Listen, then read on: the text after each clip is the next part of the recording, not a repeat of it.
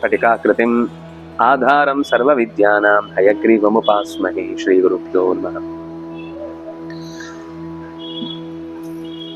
ಸಂಪ್ರಶ್ನ ವೇದಿಕೆಗೆ ತಮಗೆಲ್ಲ ಹೃತ್ಪೂರ್ವಕವಾದ ಸ್ವಾಗತ. ಸ್ವಾತಿಯವರು ಒಂದು ಪ್ರಶ್ನೆ ಕೇಳಿದ್ದಾರೆ.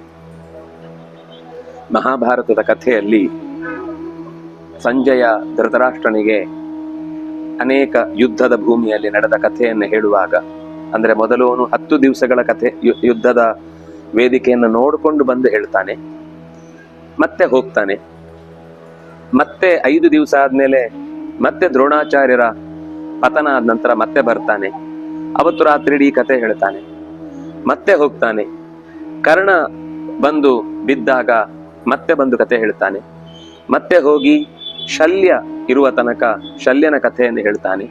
ಹೀಗೆ ಪ್ರತಿ ಸರ್ತಿಯೂ ಒಬ್ರು ಮಹಾ ಮೇಧಾವಿಗಳು ಅಥವಾ ಯೋಧರು ನೆಲಕ್ಕೆ ಬಿದ್ದಾಗ ಅಥವಾ ಯುದ್ಧದಲ್ಲಿ ಪ್ರಾಣವನ್ನ ಕಳ್ಕೊಂಡಾಗ ಮರಳಿ ಅವನು ಬಂದು ಧೃತರಾಷ್ಟ್ರನ ಹತ್ರ ಹೇಳ್ತಾನೆ. ಈ ಪ್ರತಿ ಪ್ರಸಂಗದಲ್ಲೂ ಆತನಿಗೆ ಧೃತರಾಷ್ಟ್ರನಿಗೆ ಆ ಸಾವಿನ ಸುದ್ದಿಯನ್ನ ಕೇಳಿ ಕೊನೆಗೆ ತನ್ನ ಮಕ್ಕಳು ಸತ್ತಾಗಂತೂ ಪೂರ್ತಿ ಮೂರ್ಛೆ ಬೀಳ್ತಾನೆ ಅಂತ ಅನ್ನೋ ಪ್ರಕರಣ ಮುಂದೆ ಬರುತ್ತೆ.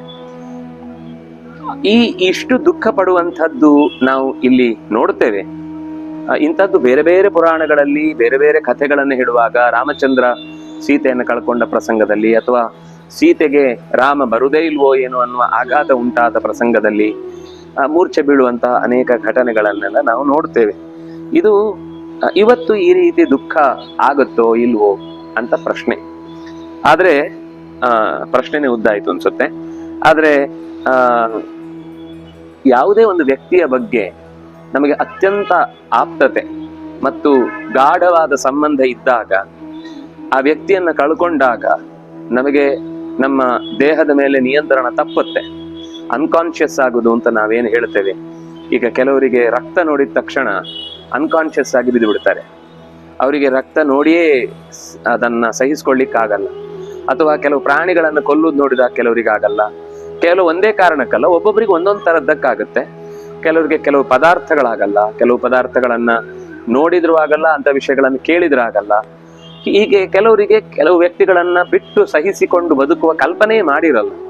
ಅಂತ ಸಂದರ್ಭದಲ್ಲಿ ಆ ಘಟನೆಗಳನ್ನು ಕೇಳಿದಾಗ ಒಂದಾದ್ಮೇಲೆ ಒಂದು ಆ ದುರ್ಘಟನೆಗಳು ಮೈ ಮೇಲೆ ಬಾಧಿಸಿದಾಗ ಮನಸ್ಸು ಹದ ತಪ್ಪತ್ತೆ. ಇವತ್ತಿಗೂ ಹಾಗಾಗುದನ್ನು ನಾವು ನೋಡ್ತೇವೆ. ಎಷ್ಟೋ ಜನರಲ್ಲಿ ತಮ್ಮ ಅತ್ಯಂತ ಹೆಂಡತಿ ಸತ್ತ ಮರು ದಿವಸವೇ ಗಂಡನು ಕೂಡ ಸತ್ತ, ಒಟ್ಟಿಗೆ ಇಬ್ರು ಕೂಡ ಪ್ರಾಣ ಬಿಡು, ಏನು ಸಾವಿನಲ್ಲೂ ಒಂದಾದ ದಂಪತಿಗಳು ಅಂತ ಒಂದು ಹೆಡ್ಲೈನ್ ಅಂತ ಸಾಲುಗಳನ್ನು ನಾವು ಕೆಲವೊಮ್ಮೆ ನೋಡುತ್ತೇವೆ. ಇಂಥದ್ದೆಲ್ಲ ಯಾಕಾಗುತ್ತೆ ಅಂದ್ರೆ ಅವರಲ್ಲಿ ಅಂತ ಅನ್ಯೋನ್ಯವಾದ ಬದುಕಿತ್ತು ಅಂತ ಗೊತ್ತಾಗುತ್ತೆ. ಆ ರೀತಿ ತಂದೆ ಸತ್ತ ದಿವಸವೇ ಮಗನೂ ಸತ್ತ ಪ್ರಕರಣ ಒಂದು ತಿಂಗಳ ಕೆಳಗೆ ಆಗಿತ್ತು. ಮಗ ಸತ್ತದನ್ನು ನೋಡಿ ತಂದೆ ಸತ್ತ ಪ್ರಕರಣವೂ ಇತ್ತು. ಹೀಗೆ ಬಾಂಧವ್ಯ ಅತ್ಯಂತ ಗಟ್ಟಿಯಾದದ್ದಿದ್ರೆ ಆವಾಗ ಅವರಲ್ಲಿ ಒಬ್ಬರನ್ನು ಬಿಟ್ಟು ಇನ್ನೊಬ್ಬರಿಗೆ ಬದುಕುವ ಶಕ್ತಿ ಇಲ್ಲ ಅಂತ ಆದಾಗ ಮೂರ್ಛೆ ಹೋಗುವ ಪ್ರಸಂಗ ಬರುತ್ತೆ. ಮೂರ್ಛೆ ಅಂತ ಅನ್ನೋದು ದುಃಖದ ಅತಿರೇಕ. ದುಃಖ ಅನ್ನೋದು ನಮ್ಮ ದೇಹದಲ್ಲಿ ಆ ದುಃಖವನ್ನ ಅನುಭವಿಸ್ಲಿಕ್ಕೆ ಶಕ್ತಿ ಇಲ್ಲ ಅಂತ ಆದಾಗ ಅದು ಮೂರ್ಛೆಯಾಗಿ ಪರಿಣಾಮ ಹೊಂದುತ್ತೆ.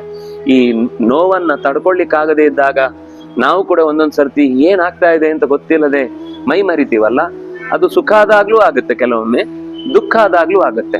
ಆ ದುಃಖದ ಅತಿರೇಕವೇ ಮೂರ್ಛೆ ಅಂತ ಹೇಳುದು.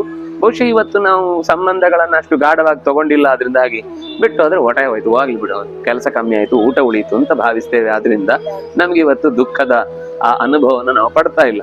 ಆದ್ರೆ ಐಫೋನ್ ಹೊಸ್ತು ತಗೊಂಡದ್ದಿದ್ರೆ ಬಹುಶಃ ಆಗ್ಬೋದು. ಚೆಕ್ ಮಾಡಿ ನೋಡ್ಬೇಕಷ್ಟೇ ಒಂದ್ಸರ್ತಿ. ನಮಸ್ಕಾರ.